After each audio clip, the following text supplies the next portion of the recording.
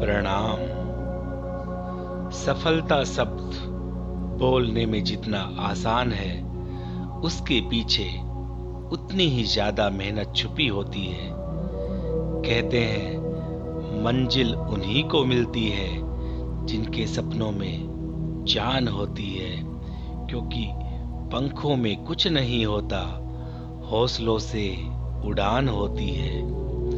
आज हम ऐसे ही एक शख्स के बारे में बताने जा रहे हैं जिसने असफलताओं के आगे झुकना सीखा ही नहीं। बात 21 जनवरी 1910 की है, जब हंगरी में एक कैरोली नाम के बच्चे का जन्म होता है, जिसकी कहानी आज के युवाओं के लिए सबसे बेहतरीन मोटिवेशन के तौर पर पढ़ी जा सकती है। बहाने बनाने वाले उन युवाओं को ऐसी महान हस्ती से जरूर सीख लेनी चाहिए। ऐसा ही एक शख्स हंगरी सेना का जवान कैरोली था।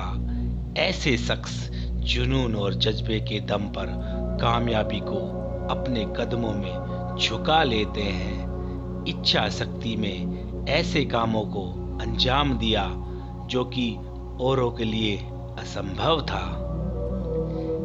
कैरोली हंगरी सेना के जवान थे। वह विश्व के बेहतरीन पिस्टल शूटर में से एक थे। 1938 के नेशनल गेम्स में उम्दा प्रदर्शन करते हुए उसने बहुत सी प्रतियोगिता जीती थी। उनके इस प्रदर्शन को देखते हुए पूरे देश को विश्वास हो गया था कि 1940 के ओलंपिक्स में कैरोली देश के लिए गोल्ड मेडल जीतेगा। लेकिन कहते हैं जो किस्मत में लिखा होता है उसे कौन बदल सकता है। ऐसा ही कैरोली के साथ हुआ। 1938 के नेशनल गेम के तुरंत बाद एक दिन आर्मी कैंप में कैरोली के सीधे हाथ में ग्रेनेड फट गया और उसी दौरान वो जिस हाथ से ग्रेनेड फेंक रहे थे वो हाथ हमेशा के लिए शरीर से अलग हो गया।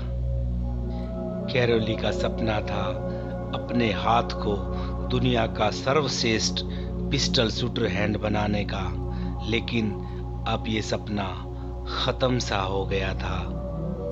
इस घटना के बाद जैसे पूरी हंगरी गम में डूब गई और ओलंपिक में गोल्ड मेडल लाने का सपना जैसे चकनाचूर सा हो गया। इतना बड़ा हादसा होने पर लोग टूट जाते हैं।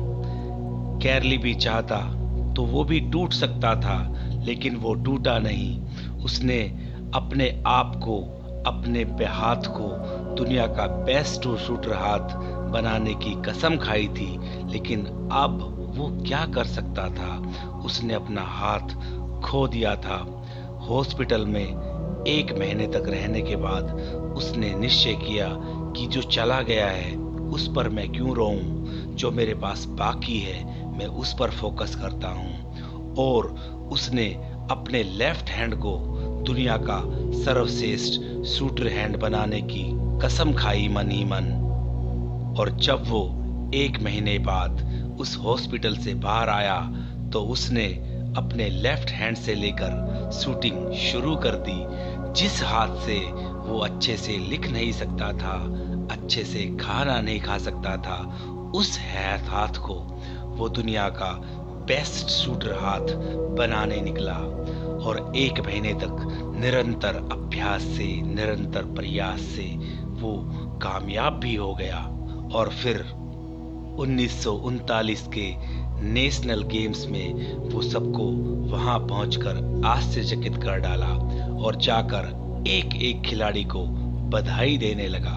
तो सब खिलाड़ी यही बोल रहे थे कि देखो, इसको बोलते हैं टीम स्पिरिट, स्पोर्ट्समैनशिप की भावना, कि ये हमें बधाई देने के लिए आया है, कांग्रेचुलेट करने के लिए आया है। तब कैरोली ने कहा कि मैं तुम्हें बधाई देने नहीं आया हूँ, मैं तुम्हारे साथ कंपटीशन लड़ने आया हूँ, तैयार हो जाओ।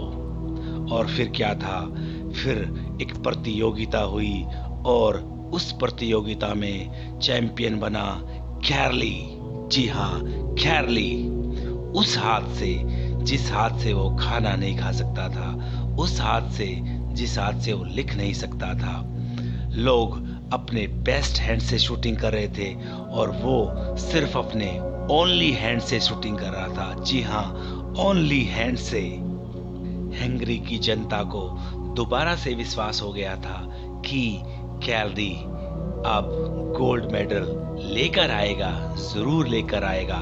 उसने अपना सारा फोकस 1940 के ओलंपियाड में लगा दिया और फिर क्या, देखते ही देखते वो अपनी कला में निपुण होता जा रहा था अपने ओनली हैंड से। लेकिन सितंबर 1939 के द्वितीय विश्व युद्ध की शुरुआत ने उसके ये सपना भी चौपट कर दिया था। 1940 के ओलंपियाड रद्द हो गए थे। उसने अभ्यास करना छोड़ा नहीं था।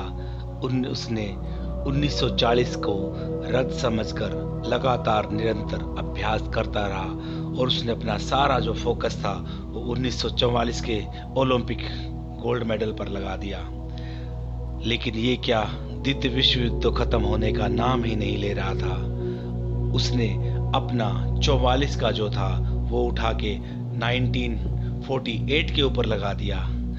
लेकिन अब उसकी उम्र बढ़ चुकी थी, 28 साल की बजाय 38 का हो गया था। नए नए प्लेयर आना शुरू हो गए थे। तो आप ये भली भांति जानते हैं कि नए प्लेयर में ज्यादा जोश होता है एज कंपेयर टू ओल्ड। और 1948 में उसकी उम्र 38 साल हो गई थी। लेकिन कई सालों के लंबे इंतजार के बाद आखिरकार 1948 के ओलंपिक्स आयोजित हुए। कैरोली ने अपने देश के लिए हिस्सा लिया और अपने देश के लिए पिस्टल शूटिंग का गोल्ड मेडल जीता।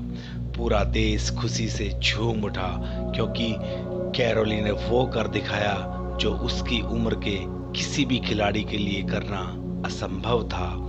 उसने अपने हाथ को दुनिया का बेस्ट शूटर हाथ डिक्लेयर करने पर लोगों को मजबूर कर दिया। उसने ओलंपिक में गोल्ड मेडल जीत लिया था। पर कैरोली यहीं नहीं रुका। उसने 1952 के ओलंपिक्स में फिर से भाग लिया और फिर से अपने देश को गोल्ड मेडल दिलाया और गोल्ड मेडल जीतकर इतिहास रच दिया। इससे पहले किसी भी खिलाड़ी ने लगातार 2 गोल्ड मेडल नहीं जीते थे। उसने अपने हाथ को दुनिया का सर्वश्रेष्ठ पिस्टल हाथ डिक्लेयर करवा दिया था ओनली हैंड ने। जी हाँ, लोग तो अपने बेस्ट हैंड से खेलते हैं और वो अपने ओनली हैंड से खेलकर लगातार गोल्ड मेडल जीतने वाला दुनिया का पहला खिलाड़ी बन गया था। विश्वास दिल में होता है, इच्छा शक्ति दिल से निकलती है। यदि आप प्रण कर ले, प्रण किसी और को नहीं, प्रण अपने आप से करना है कि आपको जो करना है वो आप कर रहेंगे। दुनिया की कोई ताकत बीच में आ जाए, मुझे वो चीज़ करनी है मतलब करनी है। उसने अपने हाथ को दुनिया का बेस्ट शूटर हैंड बनाने की कसम खाई थी।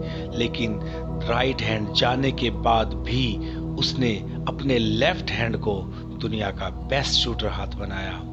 ये खिलाड़ी की जज्बा होता है, ये उसकी जान होती है और उसने वो कर दिखाया जो अच्छे अच्छे खिलाड़ी नहीं कर पाते हैं। Proud of you Caroli. अब वक्त हो गया है आज के गुरु मंत्र का। आज का हमारा गुरु मंत्र संख्या 25। आज से मैं सोने से 5 मिनट पहले अपना लक्ष्य जो मैंने सोच रखा है उसको याद करके उसका मन में वीडियो देखकर सोऊंगा। या आज से मैं सोने से 5 मिनट पहले अपना लक्ष्य जो मैंने सोच कर रखा है उसका याद करके उसका मन में वीडियो देखकर सोऊंगी। अपने लक्ष्य को मन में रखिए, हमेशा निरंतर कभी भी रहे और आप उसको मन ही मन उसका वीडियो मन ही मन देखते रहिए। जो आप देखेंगे वो सपना जरूर एक दिन साकार होगा। आज के लिए इतना ही। प्रणाम।